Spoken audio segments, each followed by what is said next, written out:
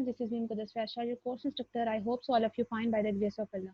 In this video tutorial, we will cover the Karnaugh map, K-map.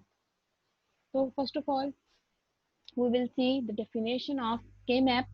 The K-map provide a systematic method for simplifying Boolean expression and its property used will produce the simplest SOP or POS expression, possibly known as minimum expression.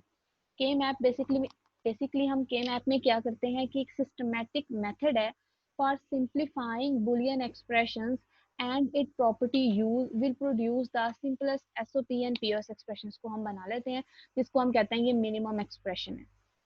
As you see the effectiveness of algebraic simplification depend upon the similarity पर depend करती है.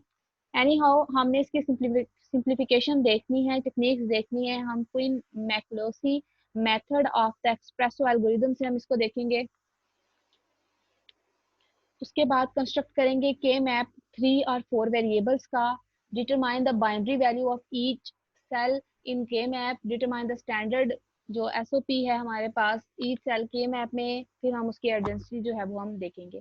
के map is similar to a truth table की तरह का ही हमारा होता है ये, बिकॉज इट प्रेजेंट, इसमें भी हमारे पास ट्रुथ टेबल का इसलिए होता है क्योंकि इसमें सेल्स होते हैं जिसमें हमने वैल्यूज को इंसर्ट करना होता है. जो के मैप है उसकी टाइप्स हैं डिफरेंट, 3 वेरिएबल्स 4 वेरिएबल्स के लिए भी होता है. डिस्कशंस जो है वो 5 वेरिएबल्स के लिए भी अवेलेबल होती है वेबसाइट्स पर.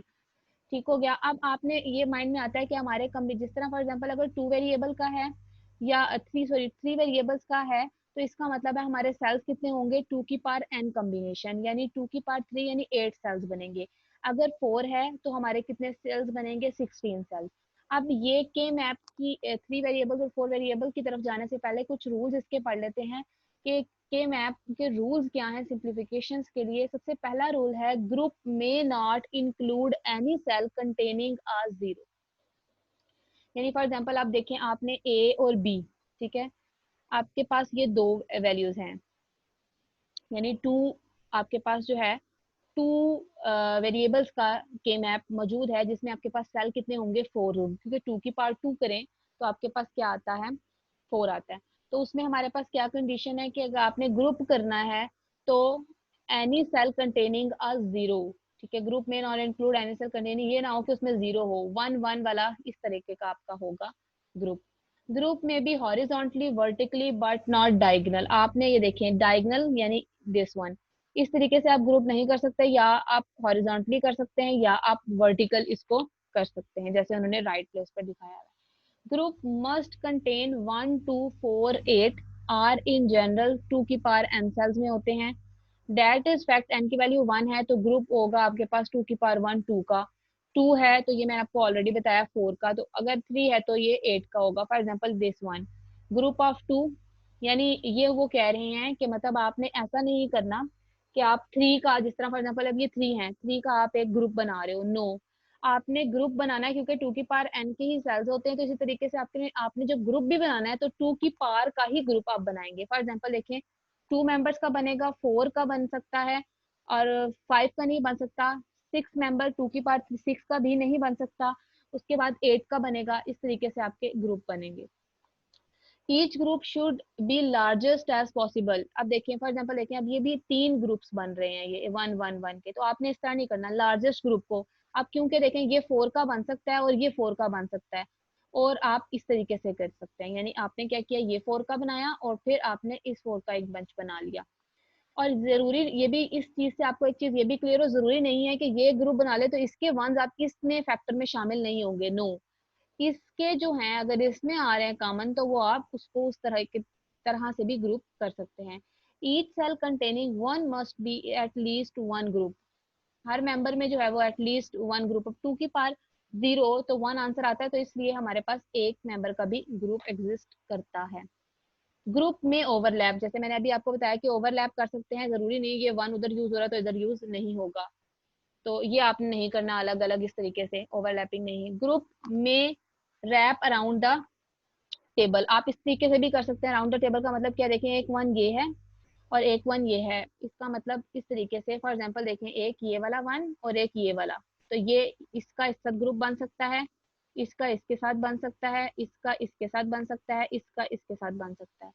तो इस तरीके से, या फिर ये दोनों और ये दोनों का ग्रुप बन सकता है। मतलब कॉर्नर टू कॉर्नर आप ग्रुप बना सकते हैं, ये चीज माइंड में रखें। कॉर्नर टू कॉर्नर 2 1 का आप ग्रुप जो है वो क्रिएट कर सकते हैं। ये आपके पास आ गया। उसके बाद है there should be few groups as possible as long as this site does not contradict any of the previous rule. अब इसमें क्या है, आपके पास, हमारे पास आपने ये किया, ये राइट प्लेस है, देखेंगे एक और एक ये ग्रुप आपने इस तरीके से नहीं बनाया, ये हमने देख चुके हुए हैं। सो स्टूडेंट्स, हमारे पास ये था और इसकी समरी अब एक दफा देख लेंगे। हमारे रूल्स थे, नो जीरो अलाउ, कोई जीरो अलाउ नहीं है, कोई डायगोनल अलाउ नहीं है, only power of 2 number of cell in each group allow है, group should be large as possible, everyone must be least 1 group, overlapping allow है, wrap around allow है, few number of groups जो हैं वो आपके possible हैं आपके पास। अब हम चलते हैं इसकी एग्जाम्पल की तरफ।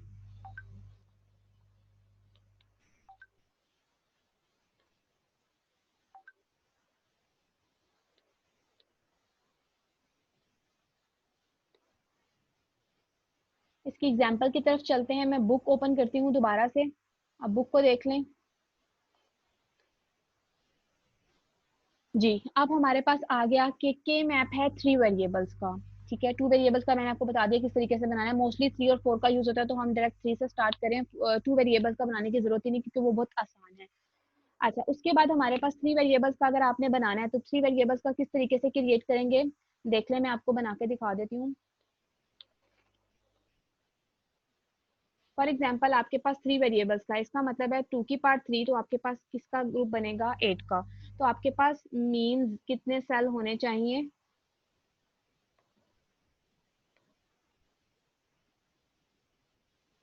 ये आपके पास सेल्स होने चाहिए। ठीक हो गया। यानी आपने क्या करना है, के मैप आपने ड्रा करना है 3 वेरिएबल्स का, तो आपके पास ये वाले सेल हो गए। इसके बाद आपने इधर क्या लिखा, इधर आपने लिख दिया ए एंड बी, और इधर आपने लिख दिया सी। पेंसिल थोड़ी प्रॉब्लम कर रही है, एनी हाउ बुक में इसका बना हुआ होगा, उसको देख लीजिएगा, जस्ट समझाने के लिए है आपके पास। उसके बाद आप देखिए सी है, सी की अब आपके पास दो ही हो सकती हैं। आपके पास सी की क्या होगी, या जीरो होगी या फिर 1। अब ए बी के कॉम्बिनेशन, क्योंकि ये दो है, तो ए बी के कॉम्बिनेशन में हमारे पास क्या आएगा, सबसे पहले हमारे पास दो जीरो हो सकते हैं। ठीक है, एक जीरो एक वन हो सकता है, दोनों वन हो सकते हैं, या फिर हमारे पास एक वन और एक हमारे पास जीरो एग्जिस्ट कर सकता है। ठीक हो गया। अब अगर हमने इसकी वैल्यूज देखनी हो, तो इसकी वैल्यूज किस तरीके से देखेंगे। अब इधर कॉम्बिनेशन में जो ये वाली फील्ड है, यानी यहाँ पर, जो यहाँ पर है, यहाँ पर हमारे पास क्या आएगा,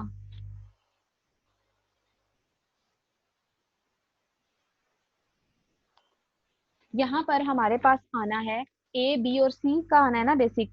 लेकिन अब ए बी सी जो है, अब आपको ये भी पता होना चाहिए कि जीरो आपके पास जहाँ पर भी जीरो है, तो वो आप समझ लें कि बार वाली वैल्यू है। ठीक है, तो आपने क्या किया, इधर आपके पास आ जाएगा ए, यानी यहाँ पर जो आपके पास आना है पहले सेल में, वो आएगा ए बी एंड सी, तीनों के ऊपर क्या आ जाएगा, बार यहाँ पर। उसके बाद हमारे पास आएगा इधर 0 0 1। तो 0 0 1 जो आपके पास है, वो क्या मतलब होगा, 0 0 1, तो यानी आपके पास आ जाएगा ए बार, बी बार और सी। फिर जब ये है, तो ये क्या है, सेल 0 1 0, इसका मतलब हमारे पास क्या आएगा, 0 1 0 का हमारे पास इसका मतलब है ए के ऊपर बार आएगा, सी पर, और बी हमारा एज इट इज। इस तरीके से आपने 0 1 1 लिखा, तो 0 1 1 हमारा क्या आएगा हमारे पास, बी और सी आपके इसी तरीके से होंगे, बाकी भी इसी तरीके से होंगे। आप इसको कर लीजिएगा, देख लीजिएगा। बुक की तरफ देखते हैं, बुक में भी यही मेंशन हुआ हुआ है, इसको एक दफा बुक को देख लेते हैं।